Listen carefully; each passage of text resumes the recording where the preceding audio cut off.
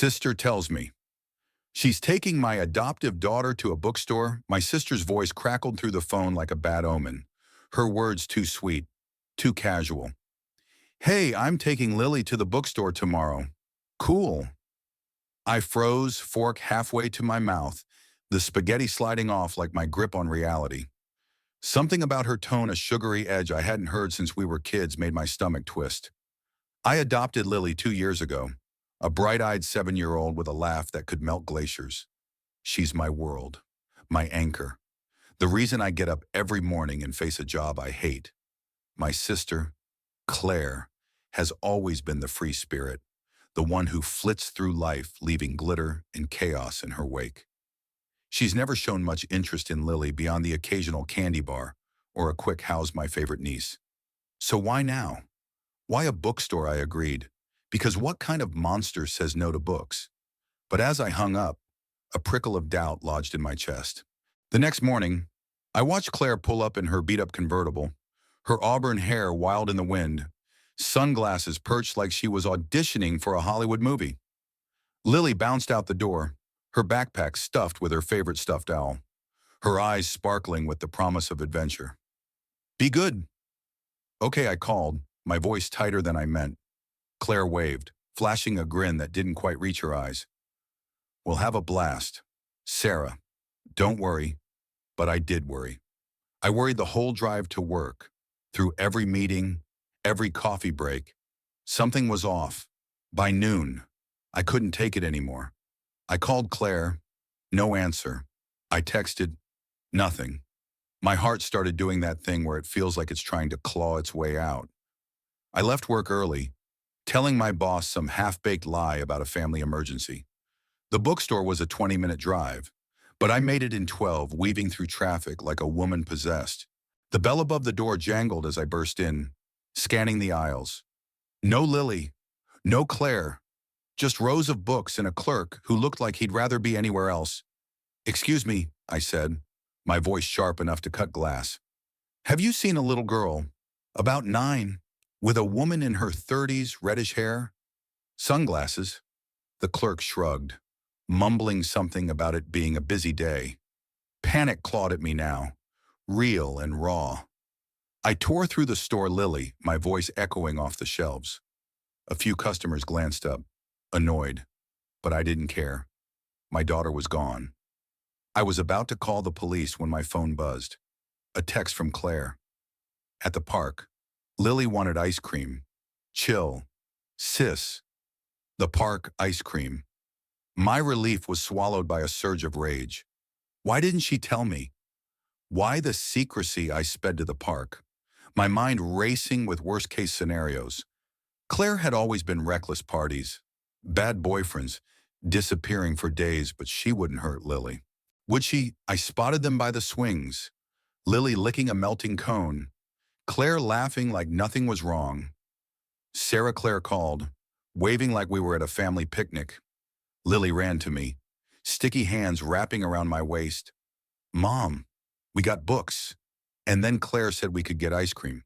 Her smile was pure, but mine was forced. I looked at Claire, searching her face for answers. Why didn't you tell me you were leaving the bookstore? I asked, keeping my voice low so Lily wouldn't hear. Claire rolled her eyes. God, Sarah, relax. It's just ice cream. You're so paranoid. But her casual dismissal didn't land right. There was something in her posture, the way she avoided my eyes. I grabbed Lily's hand and pulled her toward the car. We're going home, I said. Claire followed, protesting, but I wasn't listening. My gut screamed that this wasn't just a spontaneous treat. That night, after Lily was asleep, I checked her backpack. Tucked between her new books, a fantasy novel and a guide to constellations, was a folded piece of paper I hadn't seen before. My hands shook as I opened it. It was a bus ticket, one way, to a city 3 hours away. Dated tomorrow, in Claire's name. My heart stopped. Was she planning to take Lily? Was this some twisted scheme? I thought back to Claire's recent visits, how she'd been asking about Lily's adoption, about my finances, my job. Little comments that seemed harmless at the time but now felt like puzzle pieces snapping into place. I confronted her the next morning. She showed up at my house, all smiles, like nothing had happened. "Claire," I said, holding up the ticket. "What the hell is this?" Her face went pale, then red. "It's not what you think," she stammered. I was just, I needed a break. Okay, I was going to tell you. But her story unraveled fast. She admitted she'd been planning to leave town, to start over somewhere new. The bookstore trip was a test, she said, to see if Lily would be okay with her for a day. She swore she wasn't going to take her, but the words felt hollow. "Why didn't you just talk to me?" I asked, tears burning my eyes. "You're my sister." Claire looked away, her voice barely a whisper. "You have everything. Sarah, a kid, a home, a life. I have nothing." For the first time, I saw the cracks in her facade, the loneliness, the envy, the desperation, but it didn't erase the betrayal. She'd used my daughter, my trust, to fill some void in her own life. We stood there, the silence heavy between us. Lily's laughter drifted from the living room, oblivious to the storm. I wanted to scream, to cut Claire out of our lives forever. But I also saw the sister I'd grown up with, the one who'd braided my hair and shared her secrets under the covers. Could I forgive her? Should I? I told her to leave, that I needed time.